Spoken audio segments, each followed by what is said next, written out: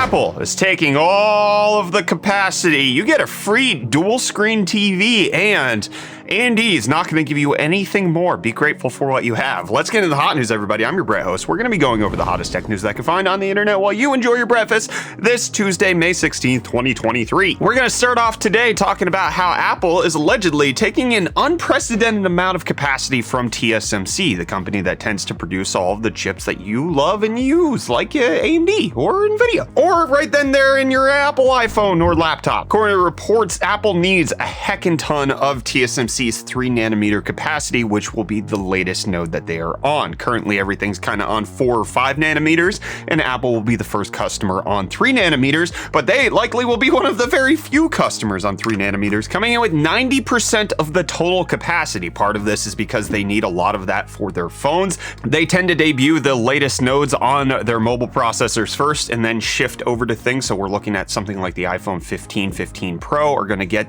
these 3nm chips, and then you're going to see it roll out into the M3 3nm chips that should be coming out to either the iPad or to the MacBooks or the iMacs or whatever Macs they put it in later this year, although there is some speculation that potentially this might get delayed until 2024. But don't worry, Apple is there to gobble it all up. They're going to take all of the capacity. They are going to drink your milkshake.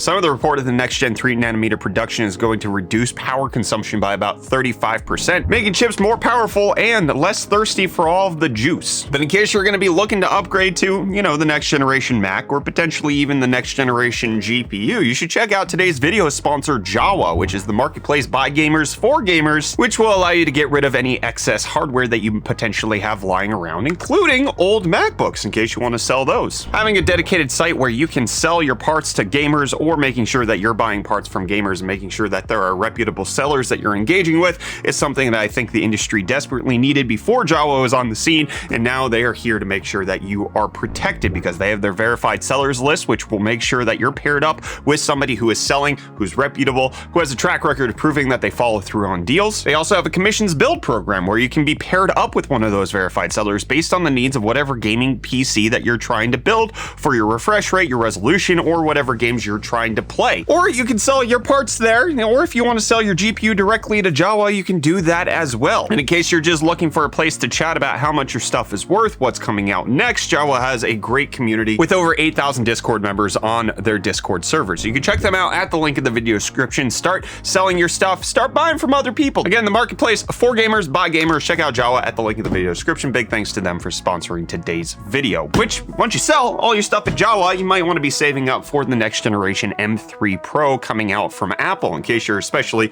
into any sort of productivity, because it's being reported that they are going to give us more cores, something that AMD is not going to do. We'll talk about that in a second, but the M3 Pro, at least according to industry experts, is going to have slightly more cores than the M2 Pro. It doesn't look like this is going to be a massive leap in performance, but it does look like it's going to be yet another incremental upgrade from Apple. So instead of getting a 10-core CPU with a 16-core GPU, it looks like we can get up to a 12-core CPU with up to an 18-core GPU, just increasing both of the cores on the CPU and GPU by 2, and potentially even getting better power efficiency or even more max performance out of it because, again, of that 3nm upgrade that should be coming to the Apple side of things. Now, it's hard to say when these chips are actually going to be debuting. The reports are that they were supposed to launch this year, but TSMC might not be able to make up the capacity that Apple actually needs in order to launch these, so we could potentially be seeing them launch sometime in 2024, but we'll be sure to keep you updated here on Hot News for all of that. But while Apple's going for power efficiency, it looks like, at least in the server market, AMD, NVIDIA, Intel, they're throwing that to the wind. They're saying, well, how much juice can we suck? How much electricity can we flow through our veins? Because Gigabyte produced a roadmap talking about how much they expect the CPUs and GPUs and servers to consume, and it's a lot. They're expecting that by 2024, NVIDIA should be drawing about 700 watts per GPU. And by the end of 2024 and the beginning of 2025, Intel should be consuming about 500 watts on their CPU, and AMD should be consuming about 600 watts. So it does look like in order for the performance to increase, we have to increase increase the amount of power that's just being consumed by it. Now, one of the interesting things about this chart is the fact that they lump NVIDIA's Grace Superchip and Grace Hopper GPU put together to consume between 600 and 1,000 watts down here, but the first data center APU that was announced was AMD's MI300, and that's nowhere to be found, which is really intriguing. Why is it not on the roadmap? How much power is that going to suck? We don't know, but I know that what doesn't suck is Reece with UFD Deals. Yo, welcome back to UFD Deals, bringing the hottest tech deals out on the internet. We're having a lovely rainy day in Pretoria today.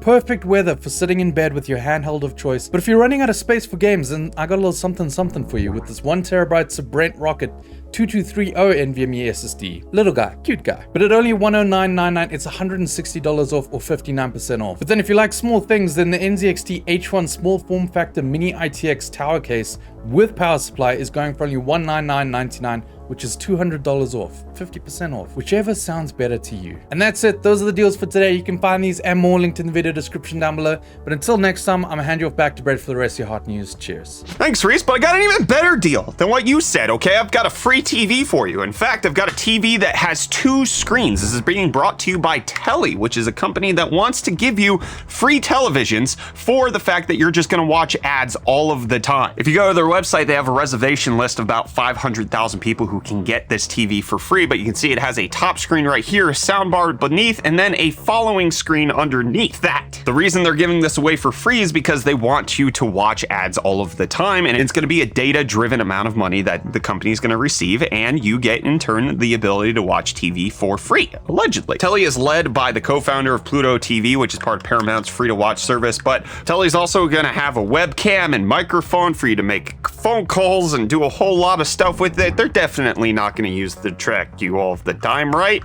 It's going to be up to you to figure out whether or not that's worth it. They're expecting that once the 500,000 reservations are done, this thing's going to cost about $1,000, which it's a neat television, but it's very strange why they would need a television with all this much features. Is this interesting to you? Do you want the free TV? You gonna sign up? Let me know down below in the comments. And the EU is letting Microsoft know that they can acquire Activision Blizzard no problem. Well, except for a few little problems like cloud gaming. They want to make sure that Microsoft is going to be protecting that. But when it comes to Call of Duty being on PlayStation, they said that it would not significantly harm competition in the home gaming console market if Activision got pulled out of PlayStation, which Microsoft is committed will still be on the PlayStation for at least a few years to come. However, the difficulty does come with cloud gaming streaming. They want to make sure that people have the options and the choices that are available to them. And even though the EU did go ahead and approve this with the stipulation that Microsoft has to provide more cloud gaming resources, the UK came out and said, hey, see, we told you, the cloud gaming nascent industry, this is Microsoft's going to kill it. We rejected it for real reasons. The EU, we're not part of them anymore. Bad ideas by them. But this will require Microsoft to license popular Activision Blizzard games automatically to compete in cloud gaming services, which is likely a concession that Microsoft has said that they're happy to do. Probably still have to pay for them, but they're going to be available. And when people are paying for Pixel devices from Google, it turns out that they're getting free overheating with it, because users are reporting that the Google app on the Pixel 6 and 7 Pro and non-Pro versions are causing the phone to just drain a ton of battery, overheat, and unless you reinstall a previous version of the app, you actually can't charge your phone fast enough for the amount of power drain that the Google app specifically is using in the background. So there's no fix at the moment, but it does appear like Google is causing Google's phones to have some sort of issues. Hopefully it gets fixed sometime soon. Let me know if this has been affecting you if you have a Google phone down below in the comments. And what's going to affect all of us is that AMD is continuing to pull an Intel. Not really, but it does kind of just feel a little bit like where we were back when Intel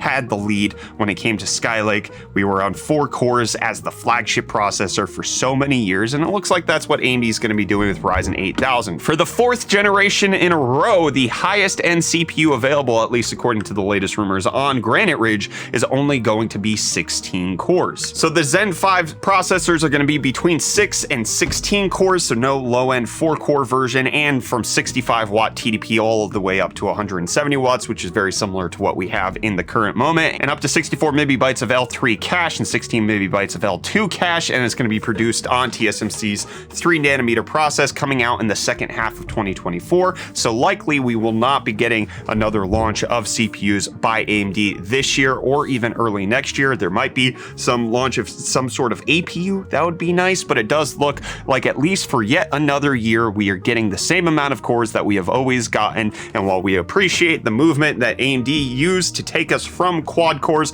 on Intel at the flagship, it does feel like we're kind of reaching the limits of, yeah, I mean, a lot of people might argue that you don't need more than 16 cores for gaming, which is probably true, but people said that about quad cores back when they were the flagship thing that was out. It eventually gets old in the tooth. Do you think 16 cores is going to be old for you? Let me know down below in the comments, and I'll let you know that I'll be back here tomorrow with more of the hottest tech news for you, my friends.